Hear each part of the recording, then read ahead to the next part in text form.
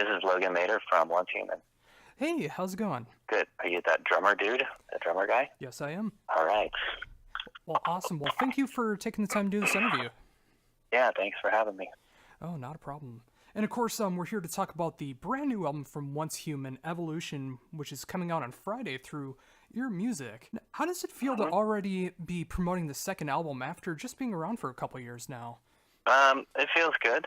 I'm excited to get this one out. We've been setting it up for a while now since we delivered the album sort of halfway through the year last year, but it was a little too late to put it out in 2016. We could have put it out then, but for a smaller band like us, now we're a new band, so putting a record out in November or December is a really bad idea. Like, you got to be Metallica or Avenged or something to put a record out during that time of year. It's really just everything's winding down.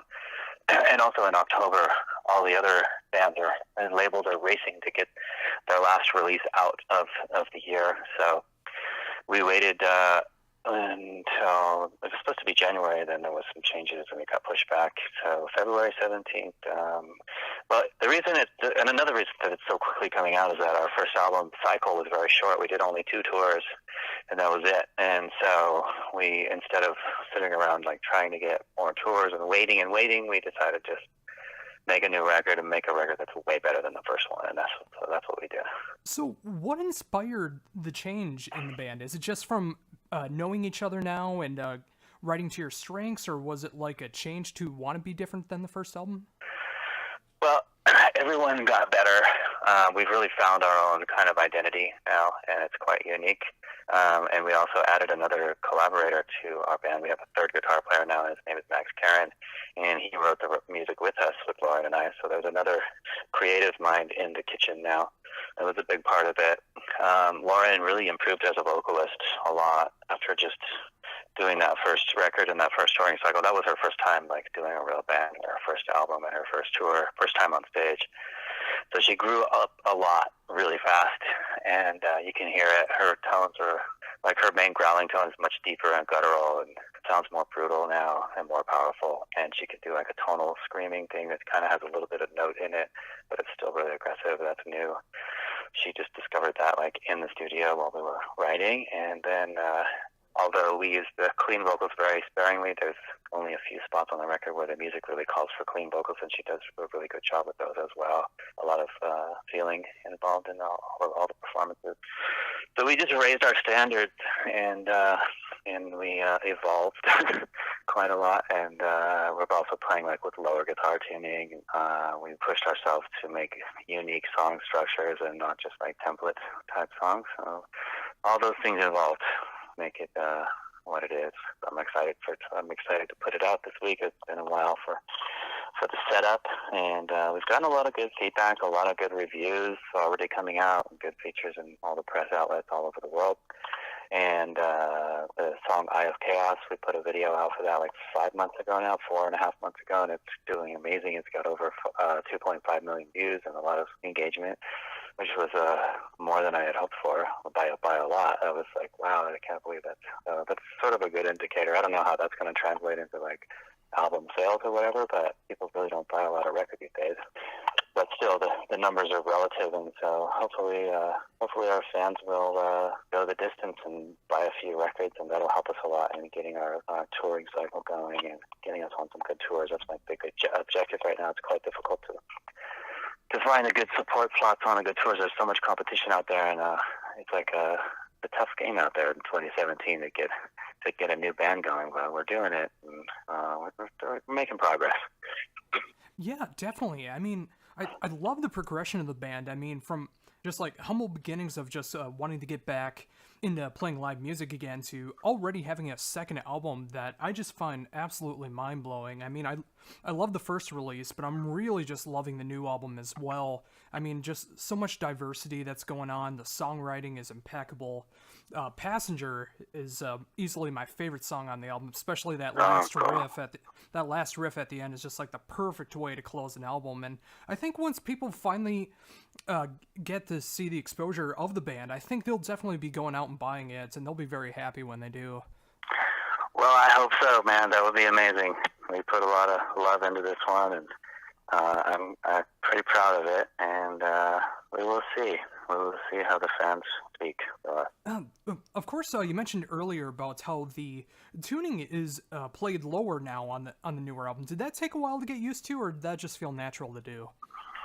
Well, for me, I've always played 6-string guitars my whole life, and so now I'm playing a 7-string, but with a sort of a different tuning. It's GC, GC, FAD, which is a really cool tuning that Max came up with. And I don't know if he came up with it. I think he came up with it, but I know other people have come up with it as well. It's not like the first time any band has ever used it. But it gives you like the ability to... gives you more riffing ability and the ability to get super low, like almost as low as an 8-string guitar in standard because of the way we drop it.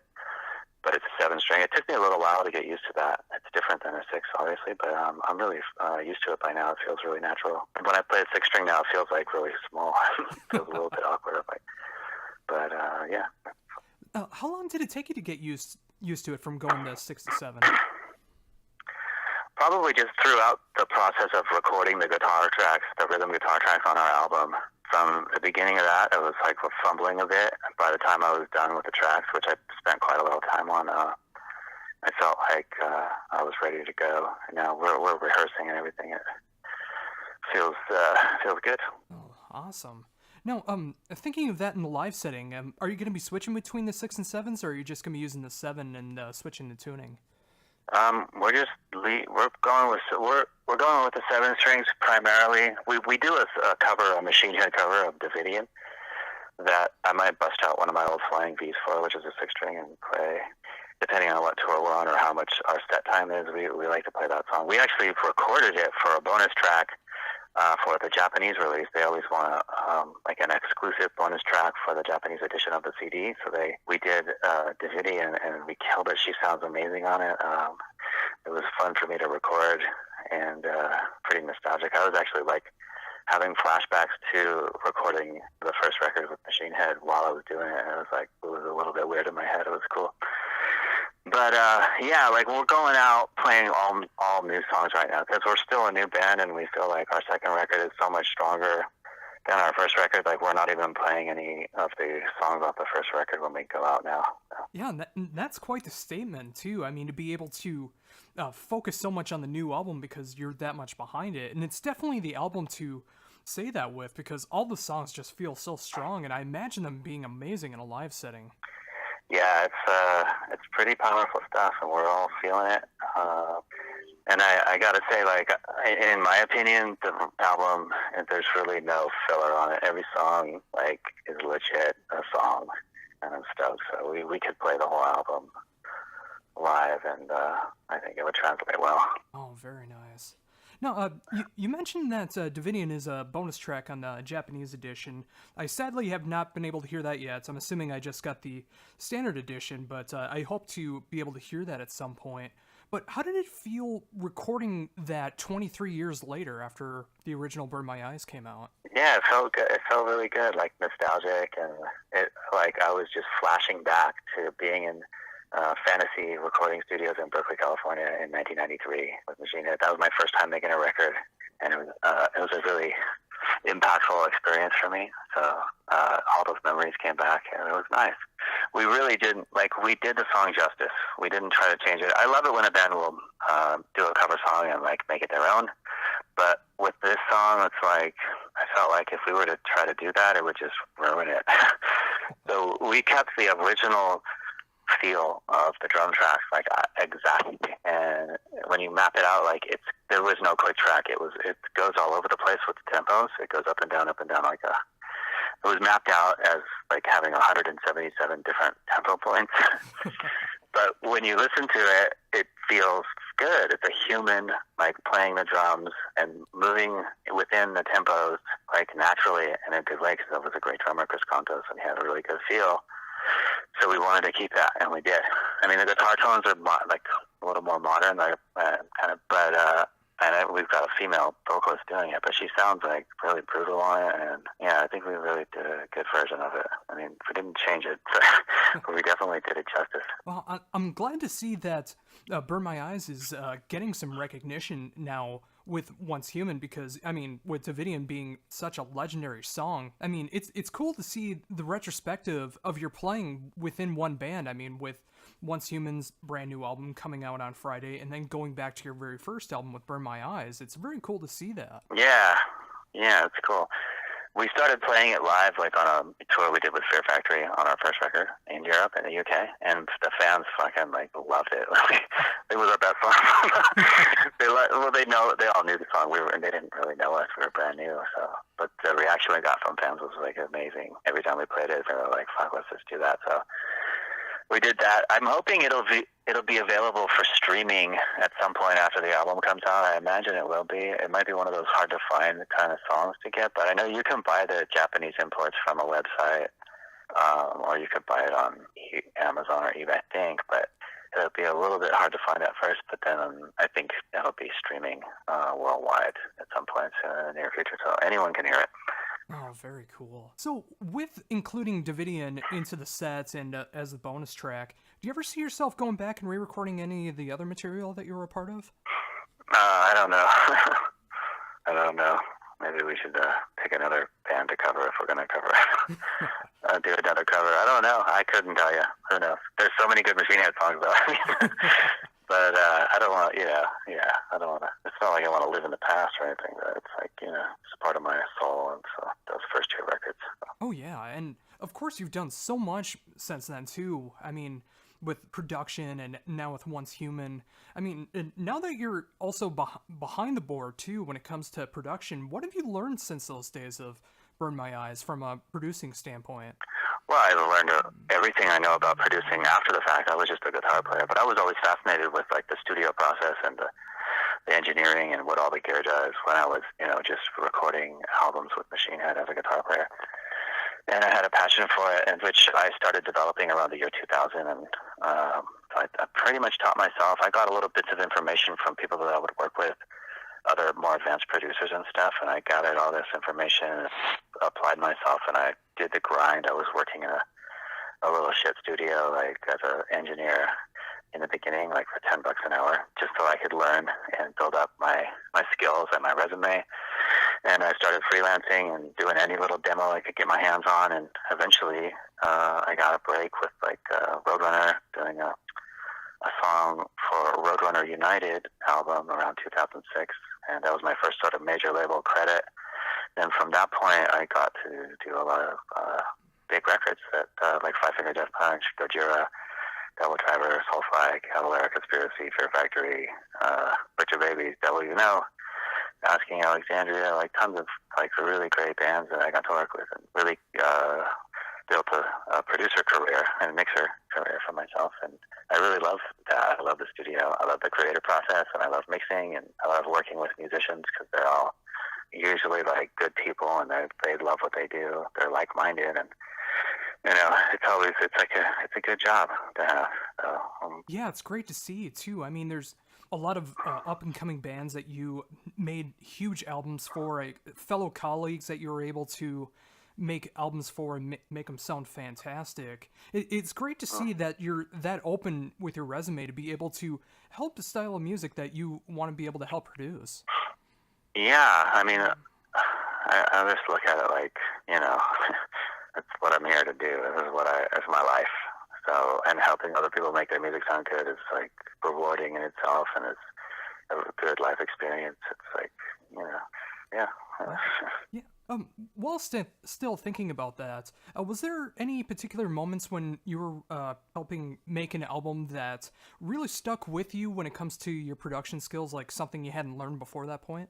Well, I like to try to learn something new every album, little bits along the way. I mean, there's things that stand out, like Gojira, The Way of All Flesh was like a big record for me, and it still gets referred to as like one of the better metal mixes of the last 10 years. And a lot of mixers use it as a reference point for APing that mixes too. And so that was sort of a really big one for me. And plus, working with Joe and Mario, those guys are just amazing people to work with, good energy and great music. So one thing I learned little by little over the years is like to do the engineering and the technical end of running the ship like on autopilot as to keep my creative brain on fully focused and functioning, so I can, be the producer at the same time, so that we're getting the tracks in, and editing on the fly and things like that, and getting the tones and maintaining all the chains and stuff. So that helps me become more efficient on the creative side, as well as like getting the job done. And yeah, go ahead. Oh, I was just gonna say,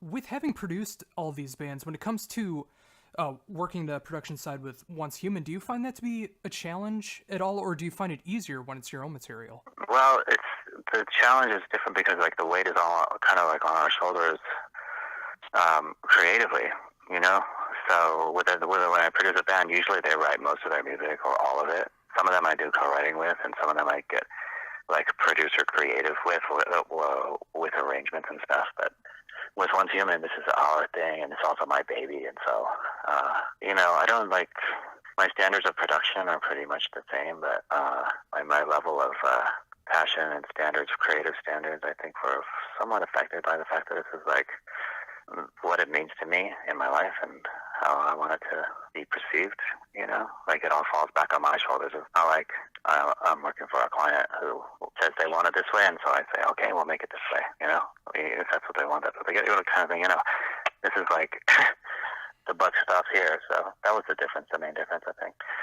But, it's like a collaboration. Lauren is right with me the whole time, and Max was a big part of the songwriting as well. So it was a team effort on the whole, all the way through. So with having Max playing guitar, what elements to the band did he bring that wasn't previously there? Well, you can hear like all the leads. I only played like 2 or 3 leads on the record. I played one in Passenger, one in Killers for the Cure, and one in Dark Matter, and all the other leads, there were a lot of them.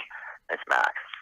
So his musical mind is like fucking alien. Like the way he perceives note choices and rhythmic choices as counter melodies and lead parts was really unique and amazing. So you can hear that. That's Max, like when you listen to our record.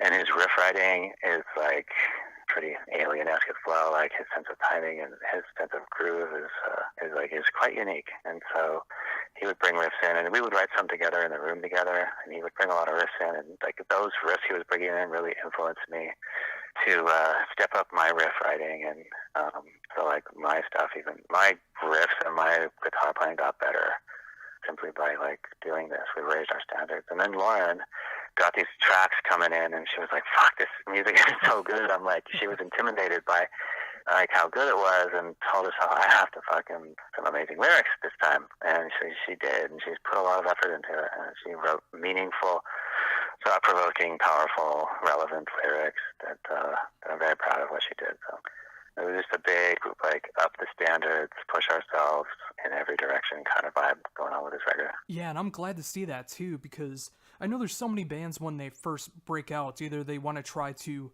just go for a more mainstream sound because they had that kind of mainstream sound previously, or sometimes they just want to be heavier for the sake of heavier, or just go completely off the wall. But this just sounds like a very natural progression for the band, and adding elements that just make the music so much tighter and so much more fun to listen to. And just from start to finish, it's just one of those albums that you want to listen to on the album, and you want to go experience it live. All right, well, that's good.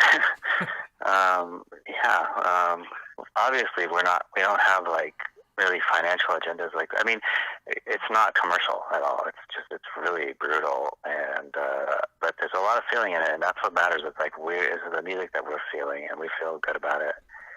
It does make you feel something when you hear it, and I think that's what music should be fundamentally. That's what it is. So there's nothing against like bands that make radio songs. I love like a lot of different kinds of music, and I work with bands that do radio songs and stuff. And there's an art form and a craft to that as well, and it is what it is, and it's good. Just like Once Human is not one of those bands, so we're not going to try to be, something that we're not. We do what we feel was right for us, and that.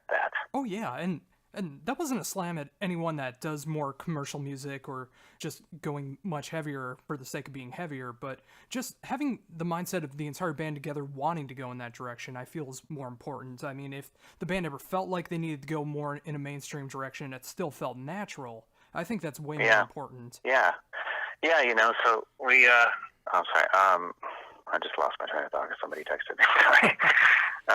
Yeah, we just, I grew up on heavy music that was never on the radio. Like Bay Area thrash metal was what I grew up on, and then I got into Slayer, and just that's the kind of music that inspired me to play guitar, and it still inspires me to this day. That kind of music, and the heaviest kind of music out there. So it's genuine what I'm doing. I'm doing it because I love it. It's a passion project for the most part. Yeah, and again, it's great to see it. I mean, all these years later, from Burn My Eyes to all the way now to Evolution, just seeing the progress that you've made, the production skills that you've had, the touring that you've already done with the band, and I'm assuming there's going to be more touring that's going to be... Yeah, we're stoked for all of it. I'm working on getting some tours. I got a good agent in America, and I've got a good agent overseas, and I think we need to really wait for this record to drop and make a little bit of noise. We got amazing reviews worldwide from a lot of big press outlets, and good features. We've got a lot of good press coming in. But it's really difficult. There's a lot of competition out there to try to get the good support slots on tours that we need for a new band. We can't headline yet. Hopefully by the end of this tour cycle, we will have some good tours under our belts, and we will be able to do some headlining, and that's my main goal. And I think the third record will be the one that really will have a big reaction immediately when it comes out, because we will have set that groundwork up, and people will be waiting for it. Now we're still being discovered, and it's still unproven in so many ways. So having some difficulties getting some tours booked. I wish I was out on tour right now. Thank you for taking the time to do this interview. As one of my favorite guitarists and who has produced some of my favorite albums, it's been an honor to be able to talk to you. And before we're done, is there anything else that you'd like to mention that I haven't brought up yet? Well, thank you so much for the first thing. I'm happy to do the interview. It was nice. Nothing really. The record's out in 2 days, February 16th. New video out tomorrow, premiering on Revolver. That's on, by the time this comes out, it'll be already out. The song Dark Matter. And you can find us on Facebook.com/OnceHuman and Instagram @OnceHuman, and hopefully we'll be in a city near you on tour.